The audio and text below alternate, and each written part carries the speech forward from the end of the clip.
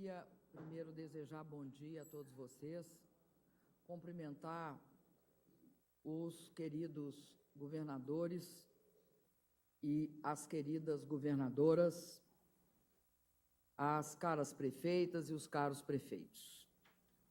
Em primeiro lugar, eu quero agradecer a presença de vocês e o atendimento imediato ao meu convite para debatermos o momento delicado em que vive o país. Mais do que um debate, estamos aqui para procurar e evidenciar e apontar soluções. Buscamos respostas, todas elas republicanas e participativas, aos problemas que inquietam e mobilizam o povo brasileiro. Nos últimos anos, o Brasil vem passando por um inequívoco e ininterrupto processo de mudança. Talvez o maior processo de mudança da nossa história. Nós combinamos estabilidade econômica e amplas liberdades democráticas, com crescimento econômico e geração massiva de emprego. Temos, possivelmente, a mais baixa taxa de desemprego do mundo. Inovadoras políticas públicas permitiram a inclusão de 40 milhões de pessoas a um intenso processo de redução das desigualdades.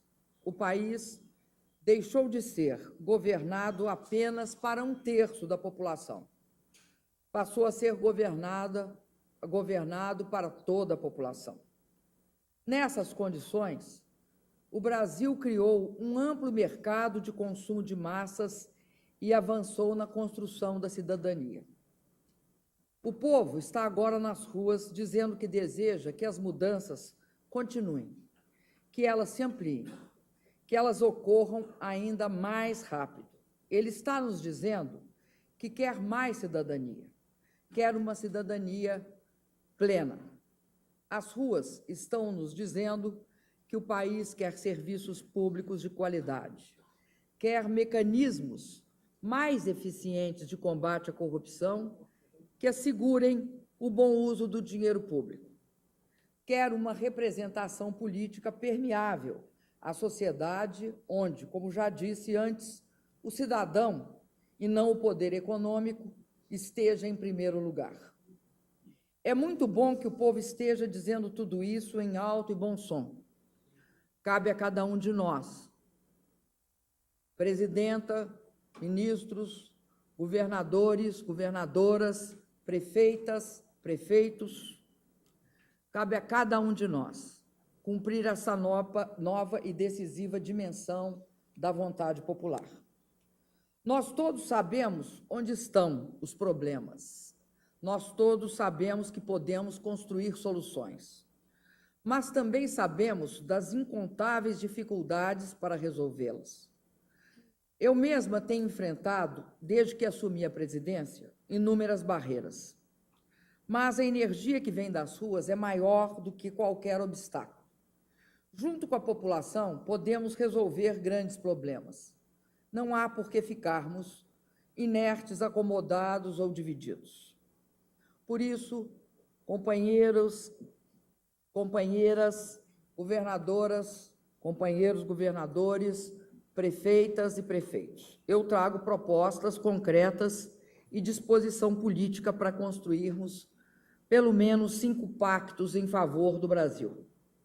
O primeiro pacto é pela responsabilidade fiscal, para garantir a estabilidade da economia e o controle da inflação. Este é um pacto perene de todos nós. Essa é uma dimensão especialmente importante no momento atual, quando a prolongada crise econômica mundial ainda castiga com volatilidade todas as nações. O segundo pacto é em torno da construção de uma ampla e profunda reforma política, que amplie a participação popular e amplie os horizontes da cidadania. Esse tema, todos nós sabemos, já entrou e saiu da pauta do país por várias vezes.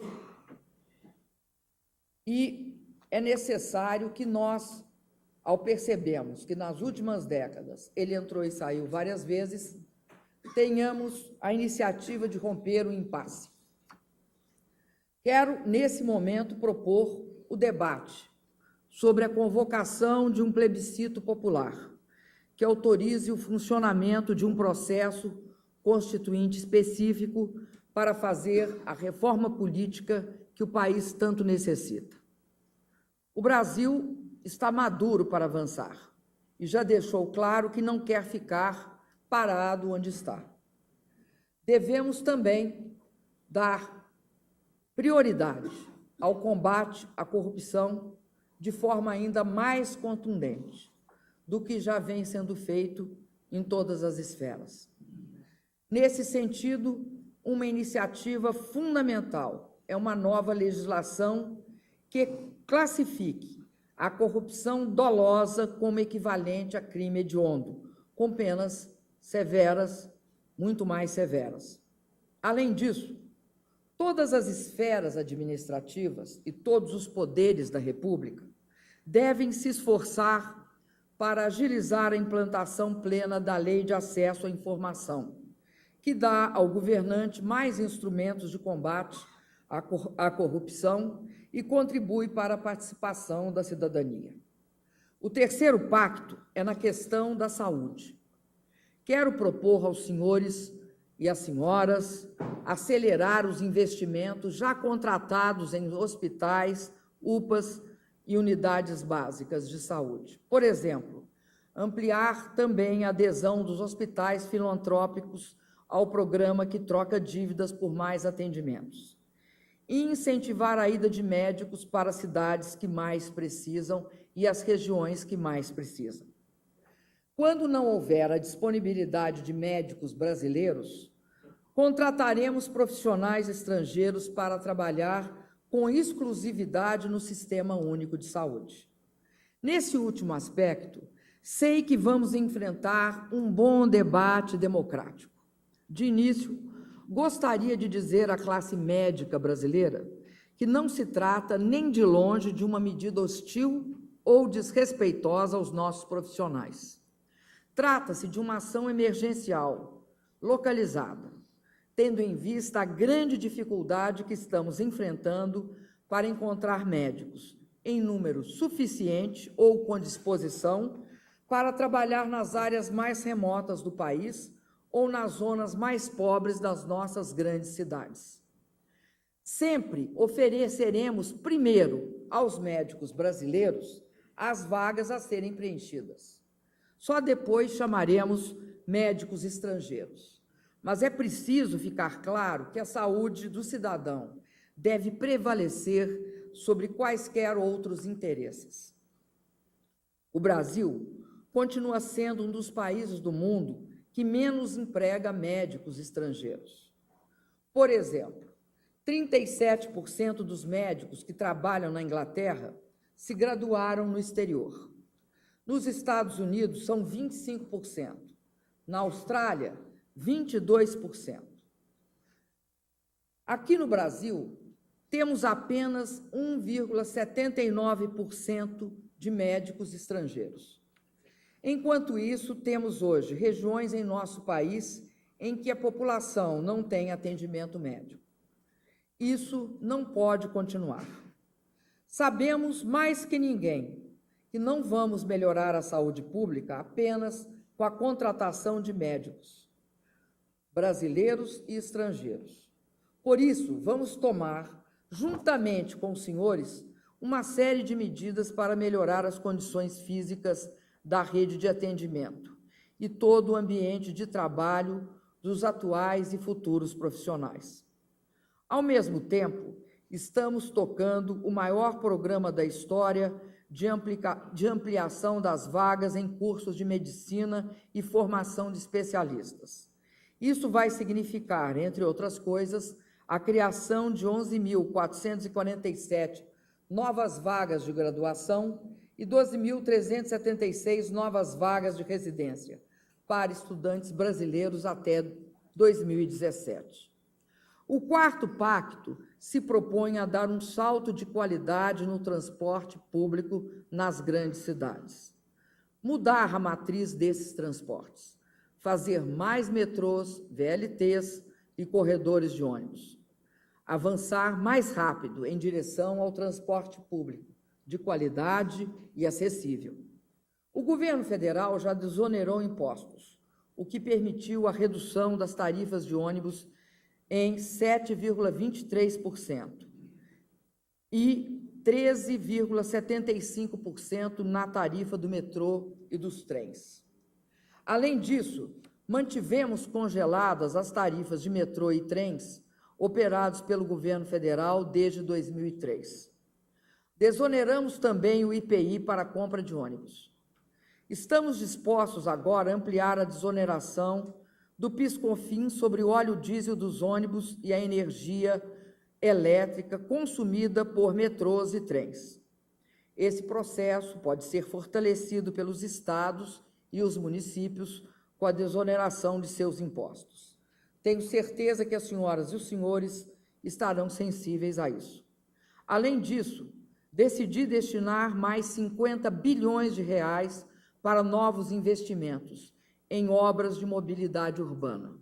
Essa decisão é reflexo do pleito por melhoria do transporte coletivo no nosso país, onde as grandes cidades crescem e onde, no passado, houve a incorreta opção por não investir em metrôs. Só muito recentemente, nas últimas décadas, é que o metrô passou a ser um dos meios de transporte reconhecidos como sendo objeto da necessidade de investimento. Tenho certeza que nos últimos anos o Brasil tem tido um grande investimento na área de transporte coletivo urbano. E temos muito orgulho de, junto com os governadores e os prefeitos, participarmos deste grande esforço.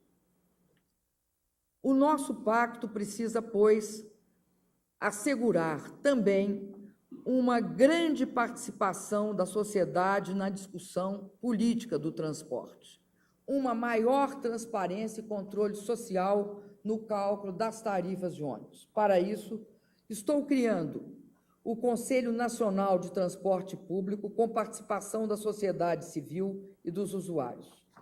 A criação de conselhos semelhantes nos municípios e regiões metropolitanas, onde ainda não existem, será extremamente importante. Concluo com o Pacto da Educação Pública. Nenhuma nação se desenvolve sem alfabetização na idade certa e sem creches para a população que mais precisa. Sem educação em tempo integral, sem ensino técnico profissionalizante, sem universidades de excelência, sem pesquisa, ciência e inovação. São condições essenciais para alcançar essas metas, a formação, a valorização e bons salários para os educadores. E isso exige recursos. Avançamos muito nas últimas décadas para reverter o atraso secular da nossa educação. Mas agora precisamos, vou repetir, de mais recursos. Por isso mesmo, meu governo tem lutado junto ao Congresso Nacional para que 100% dos royalties do petróleo e os recursos, 50% dos recursos do pré-sal, a serem recebidos pelas prefeituras, pelo governo federal, pelos municípios e a parte da União, eu repito, sejam investidos na educação. Confio que os senhores congressistas aprovarão esse projeto que tramita no Legislativo com urgência constitucional. Minhas amigas e meus amigos, eu coordenei e, nos últimos tempos, dei uma grande ênfase a essa questão da educação. Acredito que todos nós sabemos que isso transforma, esse esforço na educação transforma um país em nação desenvolvida. Não houve nenhum país do mundo que não tivesse esse esforço concentrado na educação e e que tivesse chegado à condição de país desenvolvido. Por isso, também gostaria de dizer aqui que, ao longo desse processo, essa tem sido uma questão que eu recebi muita simpatia de governadores e de prefeitos. Acredito que esse é um esforço que nós devemos fazer para que haja uma mudança significativa no curto, no médio e no longo prazo do nosso país. Senhores governadoras, governadores, prefeitos e prefeitas, eu condenei e alertei em rede nacional, na semana passada, que meu governo não vai transigir na manutenção da lei e da ordem, coibindo a ação de vândalos, arruaceiros que tentam perturbar o caráter pacífico das manifestações. Eu repito essa disposição perante os senhores e as senhoras e reafirmo meu compromisso de ajudá-los no que for necessário para garantirmos paz e tranquilidade às nossas cidades. Mas quero repetir principalmente que o meu governo está ouvindo a voz democrática, as vozes democráticas que saem e emergem das ruas e que pedem mudanças. É preciso saber escutá-la, saber escutar a voz das ruas. Só ela é capaz de nos impulsionar a andar ainda mais rápido. É preciso que todos mesmo, sem exceção, entendam esses sinais com humildade e acerto. Isso vale não apenas para nós, líderes de governos, mas igualmente para os brasileiros e brasileiras que estão em suas casas e também para aqueles que foram às ruas. Se aproveitarmos bem o impulso dessa nova energia política, poderemos fazer mais rápido muita coisa. Cabe a nós saber retirar deste momento mais força para fazermos mais pelo Brasil e muito mais pelos brasileiros.